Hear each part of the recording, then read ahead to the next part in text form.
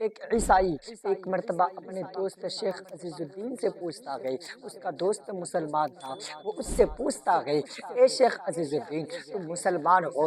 شیخ عزیز الدین کہتے گئی الحمدللہ میں مسلمان ہوں۔ پھر وہ عیسائی کہتا گئی اگر تم مسلمان گئی تو اپنے اسلام کا سچا مذہب ہونے کا ثبوت پیش کر، اگر تم مسلمان گئی تو اپنے مذہب کو اچھا ہونے کا دلیل پیش کر۔ شیخ عزیز الدین نہ کوئی مولوی تھا نہ عالم تھا کہ اسے دلاکین و براکین سے مطمئن کر سکا، مگر جہاں تک ہو سکا اس نے اسلام کے حقانیت کی صداقت کی دلیلیں پیش کی۔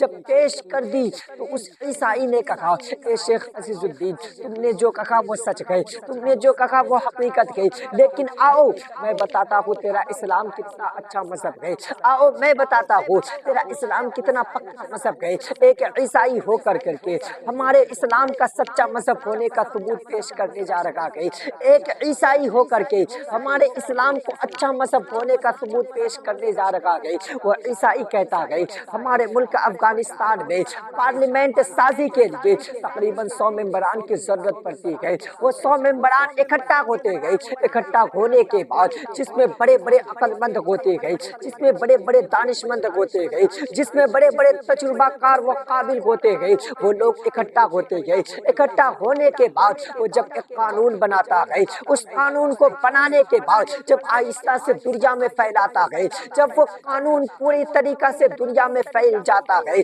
پھیلنے کے بعد 1 سال بھی اچھے سے اس قانون کو نہیں چل سکتا ہے، 1 سال اچھا سے بھی وہ قانون دنیا میں نہیں چلتا ہے۔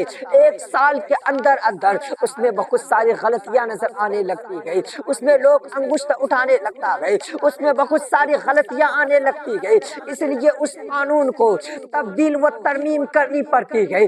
لیکن آج سے 1400 سال پہلے جو عرب کے ریگستان میں بیٹھ کر کے محمد عربی نے جو قانون بنایا تھا وہ چلتا ہے اور چل رہا ہے۔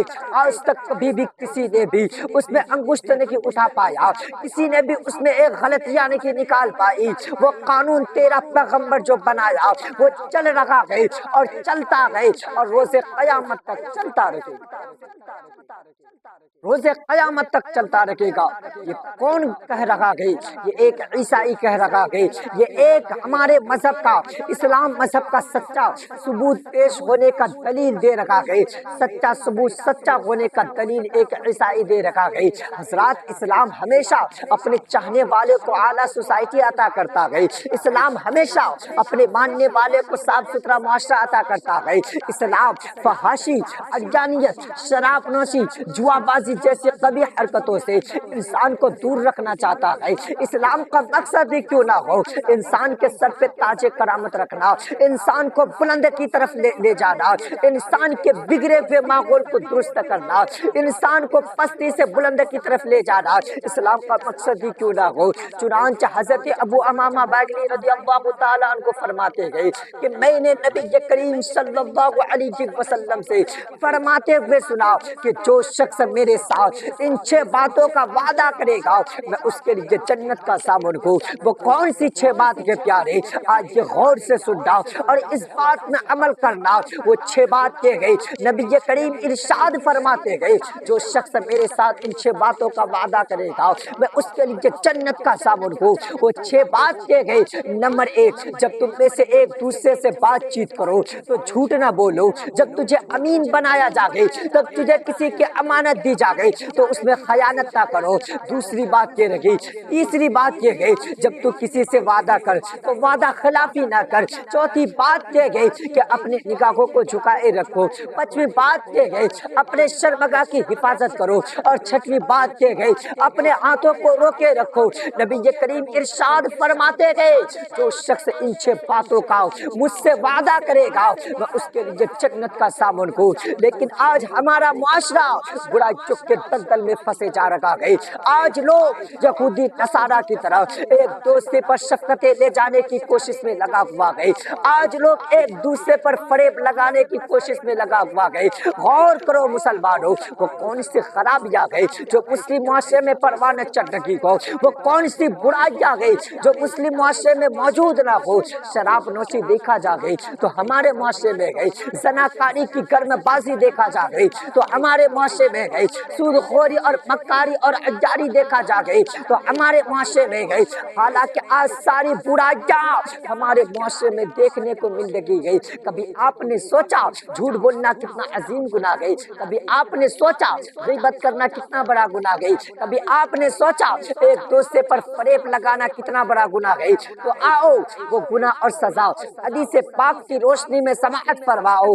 نبی کریم صلی اللہ علیہ وسلم جھوٹ کے تعلق سے فرماتے گئے ان الکذب فجورا وان الفجور یہدی الی النار، یعنی جھوٹ فسق و فجور گئے اور فسق و فجور دوزخ میں لے جانے والا عمل گئی۔ اس حدیث پاک سے پتہ چلا، اندازہ لگاؤ جھوٹ بولنا کتنا عظیم گناہ گئی، جھوٹ بولنا کتنا بڑا گناہ گئی۔ اس حدیث پاک سے اندازہ لگا۔ حضرات نبی کریم صلی اللہ علیہ وسلم کی بارگاہ کے اقدس میں ایک شخص حاضر ہوتے گئے اور عرض کرتے گئے یا رسول اللہ صلی اللہ علیہ وسلم ایکون المؤمن بخیلا، کیا کوئی مومن بخیل ہو سکتا ہے؟ قال نعم، فرمایا ہاں بخیل ہو سکتا ہے۔ پھر عرض کیا گیا ایکون المؤمن جواتا، کیا کوئی مومن بزدل ہو سکتا ہے؟ قال نعم، فرمایا ہاں بزدل بھی ہو سکتا ہے۔ پھر عرض کیا گیا ایکون المؤمن کذابا، کیا کوئی مومن کذاب یعنی جھوٹا ہو سکتا ہے؟